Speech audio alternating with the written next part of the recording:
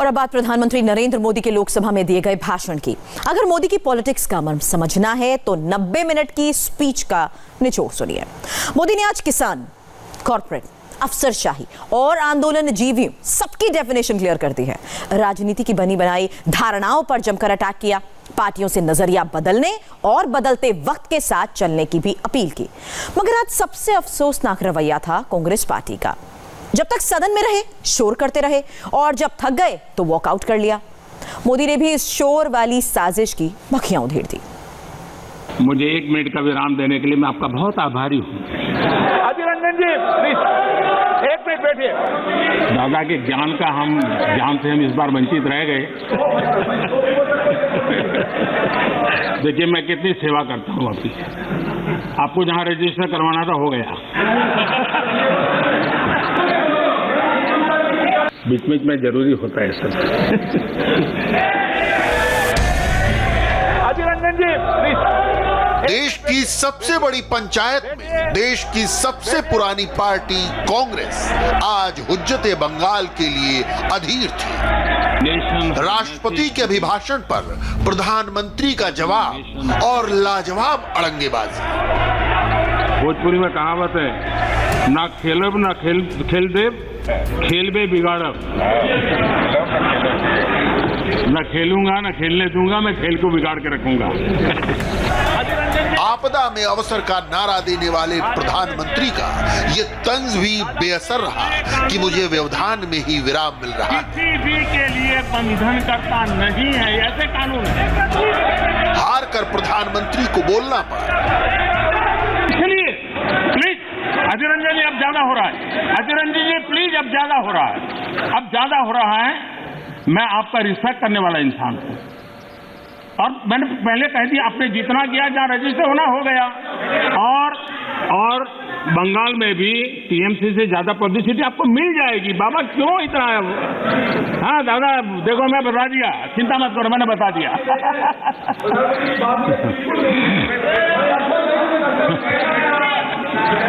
अधीर रंजन जी please, Adhir Ranjan जी अच्छा नहीं लगता है। मैं इतना आदर करता हूं, आप आज ऐसा क्यों कर रहे हैं? आप ऐसा क्यों नहीं कर रहे? कांग्रेसी खेमा, खासकर सदन में उसके नेता अधीर रंजन चौधरी खामोश होने को तैयार ही नहीं थे। लोकसभा के कैमरे ने तो बाकायदा उन्हें हो हल्ले में बेशर्मी से हंसते हुए धर लिया। अधीर रंजन चौधरी के ठीक पीछे मास्क से मुंह ढके कांग्रेस के युवराज राहुल गांधी भी मौजूद थे। आसंदी से लेकर प्रधानमंत्री तक का अनुरोध, मगर राहुल भी खामोश रहे। नजारा देखकर ही साफ हो गया कि कांग्रेस रार की रणनीति बनाकर आई है। प्रधानमंत्री की अनुभवी आंखों ने यह साजिश बखूबी भांप ली। उन्होंने तत्काल इसका पर्दाफाश कर दिया। ये हो हल्ला, ये आवाज, ये रुकावटें डालने का प्रयास एक सोची समझी रणनीति के तहत,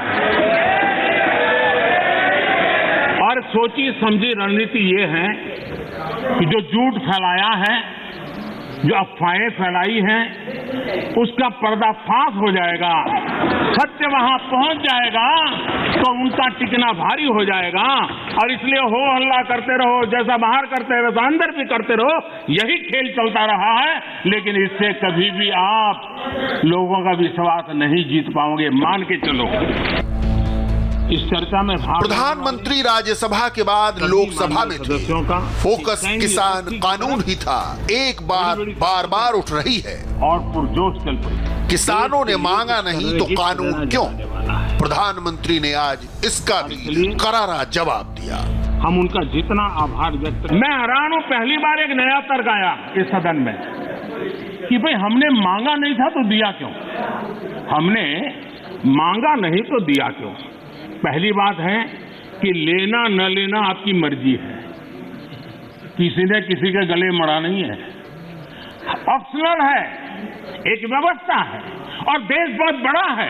हिंदुस्तान के कुछ कोनों में इसका लाभ होगा, हो सकता है किसी एक आध कोने में न भी हो, लेकिन ये कंपलसरी नहीं है। और इसलिए मांगा और दिए का मतलब नहीं होता है। लेकिन मैं फिर भी कहना चाहता हूं, इस देश में माननीय अध्यक्ष जी, दहेज का कानून, दहेज के खिलाफ कानून बने, ये इस देश में कभी किसी ने मांग नहीं की थी, फिर भी देश की प्रगति के लिए कानून बना था। माननीय अध्यक्ष जी, ट्रिपल तलाक, इसके खिलाफ कानून बने, ये किसी ने मांग नहीं की थी, लेकिन प्रगतिशील समाज के लिए आवश्यक है, इसलिए कानून हमने बनाए हैं।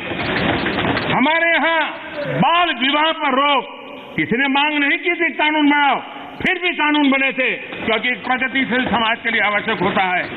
शादी की उम्र बढ़ाने के निर्णय किसी ने मांग नहीं की थी, लेकिन प्रगतिशील विचार के साथ वो निर्णय बदलने पड़ते हैं। बेटियों को संपत्ति में अधिकार किसी ने मांग नहीं की थी, लेकिन एक प्रगतिशील समाज के लिए आवश्यक होता है, तब जाकर के कानून बनाया जाता है। शिक्षा को अधिकार देने की बात किसी ने मांग नहीं की थी, लेकिन समाज के लिए आवश्यक होता है, बदलाव के लिए आवश्यक होता है, तो कानून बनते हैं। मगर प्रधानमंत्री के इस प्रहार को सहने की ताब कांग्रेस में नहीं थी। अधीर रंजन जी, कांग्रेस जो तय करके आई थी उसने वही किया। जब प्रधानमंत्री जवाब देने के रौ में आए तो राहुल समेत कांग्रेस के सांसद वॉकआउट ही कर गए। कंफ्यूज पार्टी, कांग्रेस को जो करना था उसने किया, मगर प्रधानमंत्री ने आज उसके बाद जो कहा उसे मोदीनॉमिक्स का महामंत्र समझिए। पॉलिसी के पैराडाइम शिफ्ट की तरह देखिए। राज्यसभा में तो मोदी ने यूपीए की चुटकी लेते हुए कहा था, गर्व करिए, मनमोहन सिंह जी चाहते थे, मोदी को करना पड़ा। उसके आगे कहा था, जो मैं कर रहा हूं थोड़ा थोड़ा सबने किया है। मोदी ने आज उस बयान को अर्धविराम से पूर्ण विराम तक पहुंचा दिया। स्यूडो सेकुलरिज्म के खिलाफ बीजेपी मिशन अकम्प्लिश्ड कर चुकी थी। आज मोदी ने भारतीय राजनीति के स्यूडो सोशलिज्म को भरे सदन में तार तार कर दिया। माननीय अध्यक्ष जी, देश का सामर्थ्य बढ़ाने में सभी का सामूहिक योगदान, कश्मीर से कन्याकुमारी तक, कच्छ से लेकर कामाख्या तक, जब हर भारतीय का पसीना लगता है तब जाकर के देश आगे बढ़ता है। मैं कांग्रेस के साथियों को याद दिलाना चाहता हूं कि देश के लिए पब्लिक सेक्टर जरूरी है, तो प्राइवेट सेक्टर का भी भागीदारी उतनी ही आवश्यक है। सरकार ने मोबाइल मैन्युफैक्चरिंग को प्रोत्साहित किया, प्राइवेट पार्टियां आई, मैन्युफैक्चरर्स आए। आज गरीब से गरीब परिवार तक स्मार्टफोन पहुंच रहा है। टेलीकॉम में स्पर्धा को प्रोत्साहित किया गया, तो मोबाइल पर बात करना करीब करीब जीरो हो गया, और डेटा भी दुनिया में सबसे सस्ता आज हिंदुस्तान में है। यहां तक कि हमारी फार्मा इंडस्ट्री, हमारे वैक्सीन निर्माता, क्या ये सारे सरकारी हैं क्या? आज मानवता के काम अगर भारत आ रहा है तो हमारे इस प्राइवेट सेक्टर का भी बहुत बड़ा रोल है, प्राइवेट एंटरप्राइज का रोल है, और हमें हमारे देश के नौजवानों पर भरोसा होना चाहिए। हमारे देश के नौजवानों पर भरोसा रखना चाहिए। इस प्रकार से कोसते रहेंगे, उनको नीचा दिखाते रहेंगे, और हम किसी भी प्राइवेट एक्टिविटी को नकार देंगे। कोई जमाना होगा जब कुछ सरकार करेगी, उस जमाने में जरूर होगा, किया होगा। आज दुनिया बदल चुकी है, समाज की अपनी ताकत है, देश के अंदर ताकत है। हर एक किसी को अवसर मिलना चाहिए, और उनको इस प्रकार से बेईमान घोषित करना, उनके लिए गंदी भाषा का प्रयोग करना, ये कल्चर किसी जमाने में वोट पाने के लिए काम आया होगा, आज वो आने वाला नहीं है। कृपा करके हम, और मैंने लाल किले पर से बोला, वेल्थ क्रिएटर भी देश को जरूरी होते हैं, तभी तो वेल्थ बांटेंगे। गरीब तक वेल्थ बांटेंगे कहां से? रोजगार देंगे कैसे? और सब कुछ बाबू ये करेंगे। आईएएस बन गया मतलब वो फर्टिलाइजर का कारखाना भी चलाएगा, आईएएस हो गया तो केमिकल का कारखाना भी चलाएगा, आईएएस हो गया वो हवाई जहाज भी चलाएगा। ये कौन सी बड़ी ताकत बना के रख दी है हमने? बाबुओं के हाथ में देश दे करके हम क्या करने वाले हैं? हमारे बाबू भी तो देश के हैं, तो देश का नौजवान भी तो देश का है। हम हमारे देश के नौजवानों को जितना ज्यादा अवसर देंगे, मुझे लगता है उसको उतना ही लाभ होने वाला है। हकीकत इस बात विश्व को स्वीकार। मोदी के इस बयान का अर्थ थोड़ी देर से खुलेगा, समझने में शायद और देर लगेगी।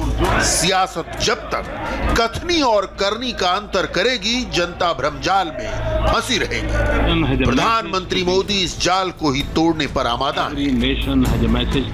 कॉरपोरेट से दूर और किसान के करीब की दिखावा पॉलिटिक्स नहीं चलेगी। मोदी से पहले किसी राजनेता ने इस तरह ऑन रिकॉर्ड बाबूडम को कंडम और देश के उद्यम को डिफेंड नहीं किया था। मोदी का ये बयान सूट बूट की सरकार और उद्योगपतियों से दोस्ती के लांछन को करारा जवाब है। भ्रम मोदी के आंदोलन जीवी वाले बयान पर भी क्रिएट किया गया। आरोप तैरता रहा कि मोदी ने किसानों को आंदोलन जीवी कह दिया। मोदी आज भी उस बयान पर कायम रहे। वो बयान फिर दोहराया और साफ कर दिया कि आंदोलन जीवी किसान नहीं, उनके बीच घुसे बैठे षड्यंत्रकारी हैं। किसान आंदोलन की पवित्रता, और मैं बहुत जिम्मेवारी के शब्द प्रयोग करता हूं, मैं किसान आंदोलन को पवित्र मानता हूं और भारत के लोकतंत्र में आंदोलन का महात्म्य है और रहने वाला है और जरूरी भी है। लेकिन जब आंदोलन जीवी पवित्र आंदोलन को अपने लाभ के लिए बर्बाद करने के लिए निकलते हैं, तब क्या होता है? कोई मुझे बताए।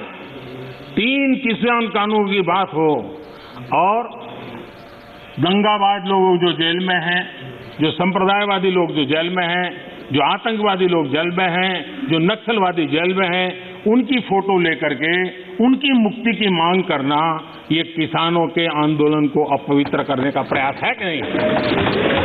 माननीय अध्यक्ष जी, इस देश में टोल प्लाजा,